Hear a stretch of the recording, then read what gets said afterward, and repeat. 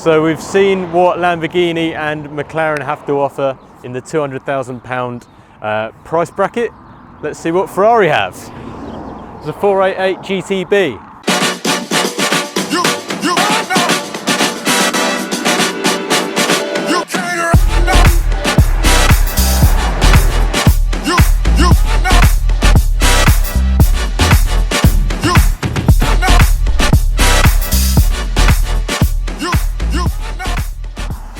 Stunning, isn't it? So yeah, let's have a quick walk around of the car. It's a, well, hang on, let's go to the most important bit at the back.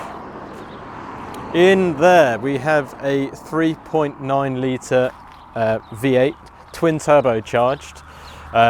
Ferrari haven't turbocharged one of their mid-engine supercars for a long while.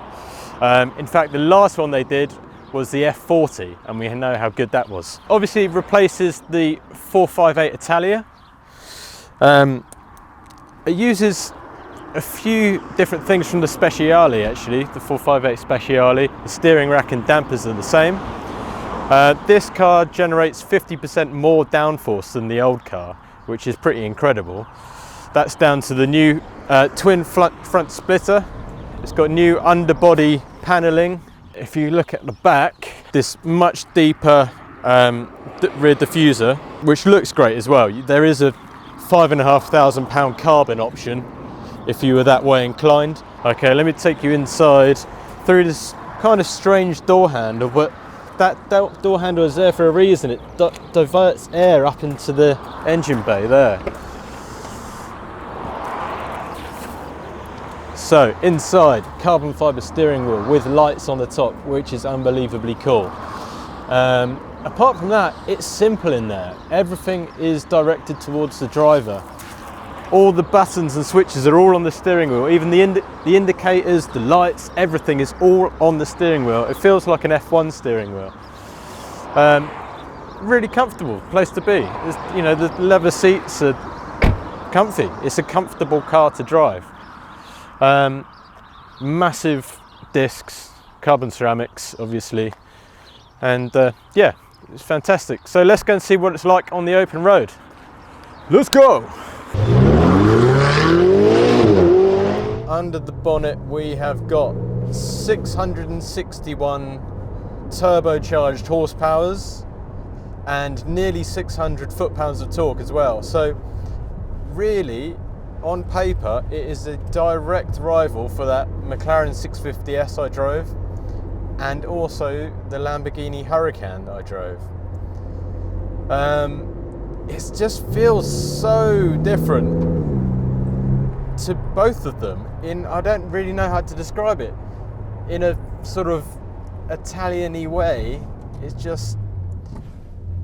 got something else that the McLaren didn't have, which I can't quite put my finger on. It's got worse build quality, but that's not what I'm trying to think of. It's just more eager. It's more like flamboyant in a way. It sounds, do you know what? I think actually the McLaren sounded better.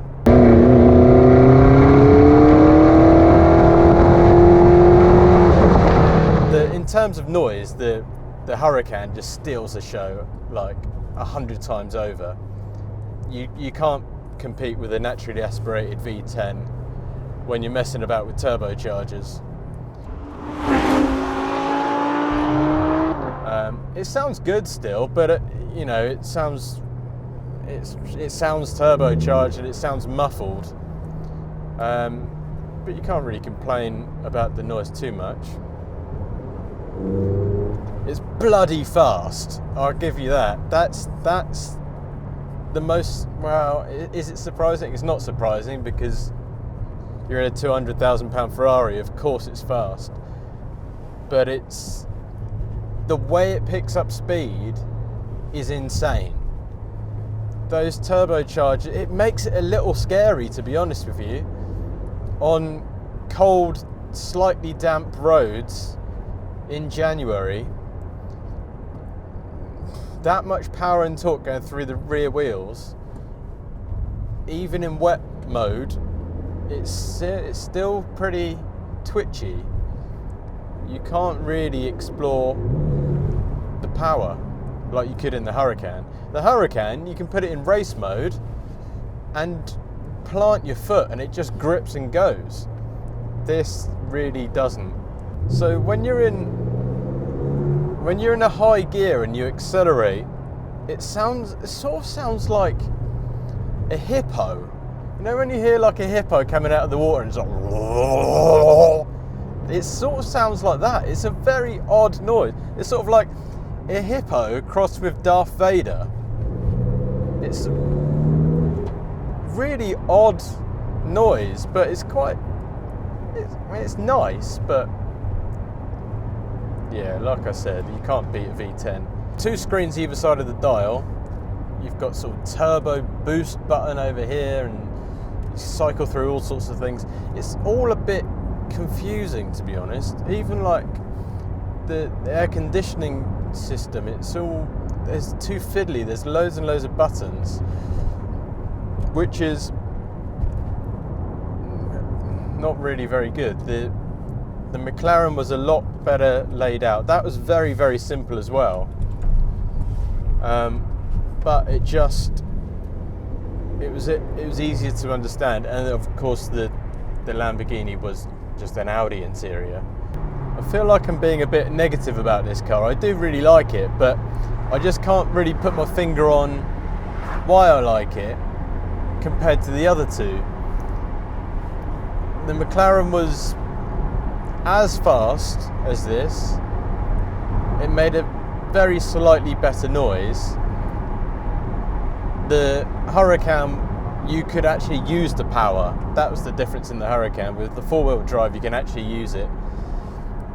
I think this looks fantastic on the outside. I think it looks amazing, but I don't know. I don't love it for an Italian supercar, and I do love Italian supercars. This isn't really making me fall in love with it. Maybe the fact that I think it's the sound. Ultimately, it comes down to the noise. If you don't have that screaming V8 or V10, is it really a supercar anymore? It might be as quick as a supercar, but if it doesn't feel and sound like one, is it one? It is a comfortable car. With bumpy road mode on, it's very comfortable. It doesn't feel like it's a sports car. It feels as comfortable as a everyday regular car, which is very impressive. Steering is great as well, I've got to say that. It is a fantastic steering feel. It's well weighted. You just point it where you want to go and it just goes there. It is very good.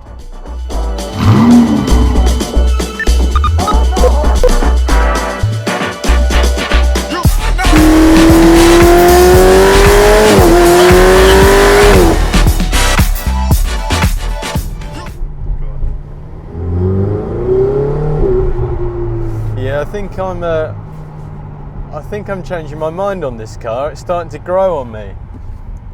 It was seeming a little mundane, a little muted before, but now I've taken it out of race and into sport. Out of wet and into sport, and it's just changed the character of the car. It's so much more eager, and it's I don't know, maybe I'm just getting used to it. Maybe I'm learning how to drive it. That's perhaps what's different about this car, is you do have to learn how to drive this thing. Whereas the Lamborghini, you get in and you drive it like a fast Audi. This has got something else. It's so much better, but when it's in manual mode and you can just put it where you want, it's such a good car. Before, when it's just in auto, by the time you're doing 15 miles an hour, you're in 6th gear. It's like, what's the point in that? Hang on, got a tunnel. Yes! Those are the noises that we like. Yeah, manual mode, sport mode, that's when the 488 becomes a proper Ferrari.